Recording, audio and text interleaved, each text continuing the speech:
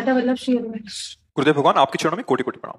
भगवान, मेरे मन में चिंता और अविश्वास का भाव समय समय पर आता है, जिससे मैं दूर करने का प्रयास भी करती हूँ, पर यह प्रकट होता रहता है। मैं किस प्रकार अपना विश्वास बढ़ा सकती हूँ? क्या मार्गदर्शन? नाम जब जैसे जैसे पाप नष्ट होगा तो हृदय में प्रकाश होता है ज्ञान का। हमें विश्वास कब होता है? जब हमारी अनुभूति में आवे कुछ ना। दूसरों की अनुभूतियां तो हम सुन रहे हैं, पर हमारी अनुभूति तो है नहीं, तो हमें विश्वास नहीं होता है। हमारी अनुभूति कैसे? तो अनुभूति करने वाले जो हमारे करण हैं, अंतःकरण, मन, बुद्धि, चित्त, अहम, ये मलिन हो चुके हैं। इनको निर्मल किया जाए तो हमारी अनुभूति होने लगेगी, श्री भगवान है, ये अनुभव होने लगेगा। हमारी बात प्रभु सुन रहे हैं, उत्तर मिलने लगेगा। हमारी चाहत प्रभु देख रहे हैं, आपके सामने उसका परिणाम आने लगेगा। पर इसके लिए हमें पहले तप करना होगा। तप माने कष्ट सहना होगा। जो गंदी हमारे अंदर प्रेरणाएं होती हैं उनको सहना होगा। वो जलाती हैं, चुपचाप उस ताप को सह लो और नाम जप करो तो विश्वास जागृत हो जाएगा। विश्वास जागृत हुआ तो भगवत प्राप्ति दुर्लभ थोड़ी है। बिन विश्वास भगति नहीं, ते बिन द्रवहि न राम, राम कृपा बिनु सपन्यु, जीव न लह विश्राम। बिना भगवान की कृपा के स्वप्न में भी जीव को शांति नहीं मिल सकती। और भगवान की कृपा का अनुभव, भक्ति का अनुभव विश्वास से होता है। अब ये विश्वास बड़ा कीमती चीज है। भगवान पे विश्वास हो गया मतलब काम बन गया।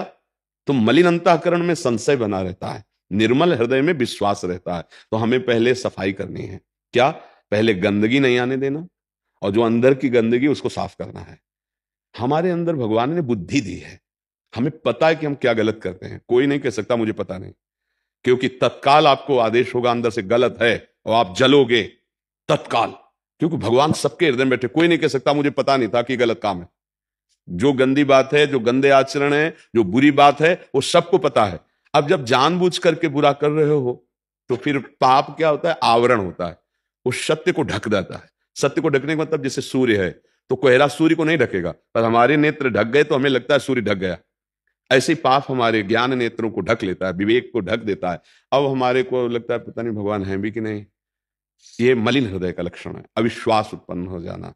तो हमें लगता है अगर हम नाम जप करें और बुरे आचरणों से बचे, पहले बचे और नाम जप करें तो हमारा हृदय पवित्र होना शुरू हो जाएगा। अब जब नाम जप भी थोड़ा कर रहे हैं और गंदे आचरण भी कर रहे हैं तो बहुत काल तक आपको कुछ अनुभव नहीं होगा, जब तक गंदे आचरणों पर विजय नहीं प्राप्त करोगे। तो नाम जप, अच्छे आचरण, तो धीरे धीरे सत्संग सुनने से, भगवान की कृपा से भगवान पर विश्वास हो जाए। किसका प्रश्न था? हाँ, आत्मविश्वास एवं परिजनों पर विश्वास की कमी होती है। आत्मविश्वास एवं परिजनों पर विश्वास की कमी हो जाती है, परिजनों पर विश्वास नहीं कर पाते।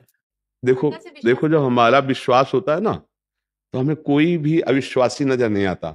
और जब हम दृढ़ विश्वास करते हैं ना तो हम आपको कहते हैं आज तक जीवन में कभी विश्वासघात नहीं हुआ।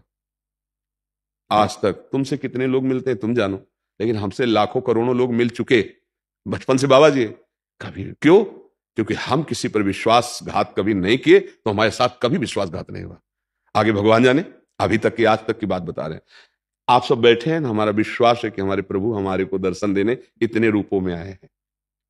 हमको आह्लाद होता है आपसे बात करके, आपसे मिलके। आपके जाने के बाद जब आप जाते हैं तो हमारा हृदय शांत और प्रसन्न होता है कि इतनी हमारी भगवत सेवा बन गई, इतने स्वरूपों में आए हुए जनों की सेवा बन गई। हम वाणी के द्वारा, दृष्टि के द्वारा इनको सबको सुख पहुंचाया। देखो, हमारी विश्वास की कमी है, इसलिए ये दोष उत्पन्न होता है। हमारा दृढ़ विश्वास हो, बस हमें अपने को सुधार तो सब ठीक हो जाएगा। परिवार में, समाज में, राष्ट्र में जब हम सत्य रहेंगे, धर्म से रहेंगे, तो जो धोखेबाज कपटी है ना, वो भी आके सत्य और धर्म, कम से कम हमारे सामने तो इतना समझो, हमारे साथ, हमारे सामने कम से कम सत्य और धर्म से बैठेगा। इसके बाद जब फिर हवा लगेगी तो बात अलग है, और अगर रंग चढ़ गया तो आजीवन के लिए सत्य और धर्म से चल पड़ेगा। ये बात समझो। हमको अपनी कमी को दूरी करना है, हमको अपना हृदय मजबूत करना है। तो हम नाम जप करें, परिवार के सदस्यों के हृदय में भी श्री भगवान बैठे हैं, आप उन पर दृष्टि डालो। यही तो हम कहते हैं, हमारा अगर विचार भगवान से जुड़ा हुआ है तो हमें कोई परास्त नहीं कर सकता। यद्यपि विपरीतताएं आती हैं, क्या मीरा जी के जीवन में विपरीतता नहीं आई? या और भी महाभागवत संत जन, या जो स्त्री स्वरूप में संत जन हुए, क्या उनकी विपरीतता नहीं आई? प्रतिकूलताएं आती हैं, विपरीतताएं आती हैं, पर हम भगवत मार्ग के पथिक हैं। इन्हीं पर विजय प्राप्त करने के लिए तो हमारी महिमा है। अरे अनुकूलता में, जय जय में, नमस्कार में, प्रणाम में तो सब महान है। महान तो तब है जब गाली हो, प्रतिकूलता हो और हम निकल जाए वहां से, हमारे अंदर कोई प्रभाव न पड़े, तब तो बात समझ में आती है। तो पहले आप अपने को मजबूत कीजिए, आपका कर्तव्य है जो जो उस पर ध्यान दीजिए। सास ससुर से आपको व्यवहार कैसा करना है, पति से कैसा व्यवहार करना है, परिवार के जो निज सदस्य जन है उनके साथ कैसा बर्ताव करना है, ये आपका। वो आपके साथ कैसा करते हैं प्रभु देखेंगे। आप अपने वर्ताव से हो तो दुखी नहीं होगी। जब हम अपना वर्ताव अच्छा करके और उससे चाहते हैं वर्ताव कि हमारे साथ अच्छा व्यवहार हो क्योंकि मैं अच्छा करती हूं, तब हम दुखी हो जाते हैं। ये गलत हो गया। हम अपने कर्तव्य का, धर्म का पालन करेंगे। यदि आप हमें दुख देते हैं तो हम सहेंगे, इसका परिणाम जिसका हम पालन कर रहे हैं वो तुम्हें देगा। धर्मो रक्षति रक्षिता। धर्म की जब आप रक्षा करोगे तो धर्म आपकी रक्षा कर लेगा। उनको दंड अपने आप मिल जाएगा। हम मनाते नहीं, पर अपने आप उनको दंड विधान मिल जाएगा, क्योंकि जो भगवान का आश्रित है करो सदा तिनके रखवारी, जिम बालक राखे मातारी। जो अपराध भक्त कर करई, राम रोष पावक सो जरई। तो हमको चिंता क्या कर दी है, इससे सावधान। अगर हम ऐसी बाहरी व्यवहार वृत्ति में रहे तो कलह, अशांति, झगड़ा, तो वो गृहस्थी क्या रहेगी, वो तो बहुत दंड विधान वाला नर्क समझ लो। जिस परिवार में कलह है, झगड़ा है, अशांति है, मारपीट, वो क्या जीवन है। अगर एक एक संभलना शुरू हो जाए तो समाज सुधर जाए। हम लोगों के मन में क्या रहता है, ये सुधर जाए, ये सुधर जाए, ये सुधर जाए, और ये सुधर जाए ये कभी नहीं आता। अगर ये सुधर जाए आवे तो अपने आप सब ठीक हो जाए। हम अपने को संभाले, आप अपने को ठीक करो, आप अपने को ठीक करो, समाज ठीक होने लगी। पर हम लोग क्या करते हैं कि हम मनमानी कर सकते हैं लेकिन तुम मनमानी नहीं कर सकते हो, बस यही बिगाड़ हो जाता है। हम दूसरे को संभालना चाहते हैं, दूसरे को सत्य पे, दूसरे को धर्म में हो, हम स्वयं नहीं, तो ये बात बिगड़ जाती। हम अपने धर्म का पालन करें तो निश्चित हम सुखी होंगे और हमारा प्रभाव पड़ेगा। एक न एक दिन जितने भी भक्तों से विरोध किए सब चरणों में पड़े हैं, इतिहास साक्षी, पढ़ करके देख लो। उनको झुकना पड़ा है, वो नम्र हुए हैं, उनका प्रभाव पड़ता है। धर्म में चलने वाले की कसौटी होती है।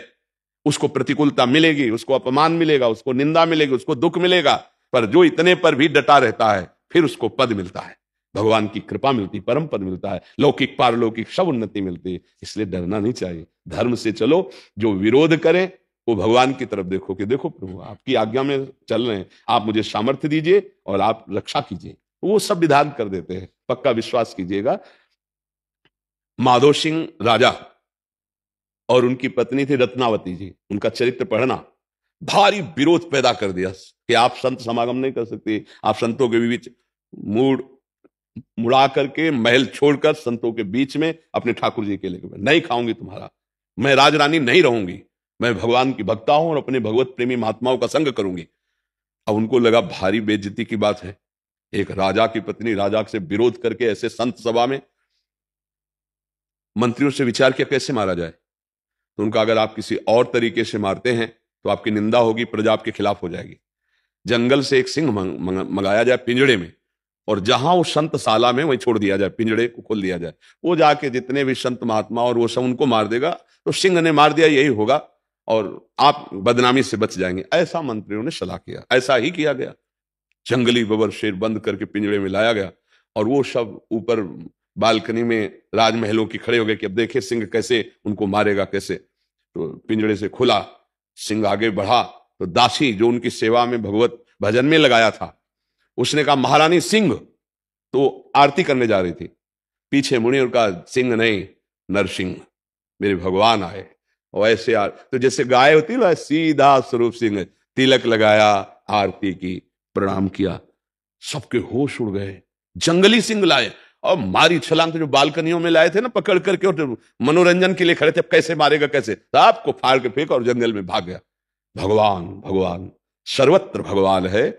आखिरकार पूरे चरित्र पढ़ना, आखिरकार माधो सिंह और मान सिंह दोनों चरणों में आके गिरे, ऐसे चरण पकड़ा रत्नावती जी को और कहा मुझे आपकी भक्ति की महिमा का पता नहीं था, मुझे क्षमा करो, मुझे क्षमा करो। ये अगर हम धर्म से चलते हैं तो धर्म कसौटी भी पेश करता है, संसार विरोध करता है, हम उसको सहें, नाम जप करते हुए भगवान से प्रार्थना करें।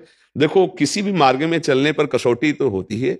जैसे आप किसी भी नौकरी में जाएं तो उसके हिसाब से उसके प्रश्न होते हैं, उनको पास कर लो, आप उस पद में पहुंच जाओ। भाई अगर टीचर बनना है तो इतना पढ़ा लिखा होना चाहिए, इतना ऐसे ऐसे उसकी ट्रेनिंग होती है। तो ये परम पद है। अध्यात्म में भगवान की प्राप्ति कर तो उसकी कसौटी होती है कि भाई आपके हृदय में काम क्रोध लोभ ये, और बाहर निंदा स्तुति अपमान ये, अब दोनों से युद्ध करके निकल जाओ, मुक्त हो गए, संसार पर विजय प्राप्त कर ली, भगवान को प्राप्त कर लिया। इसमें कोई स्त्री पुरुष का मतलब नहीं है, ये शरीर है, हम तुम सब एक ही भगवान के अंश हैं। इसलिए धैर्य पूर्वक नाम जप करो, अच्छे आचरण करो, दूसरों के प्रति सद्व्यवहार, अपने कर्तव्य का पालन करो, आगे भगवान देख लेंगे। क्यों?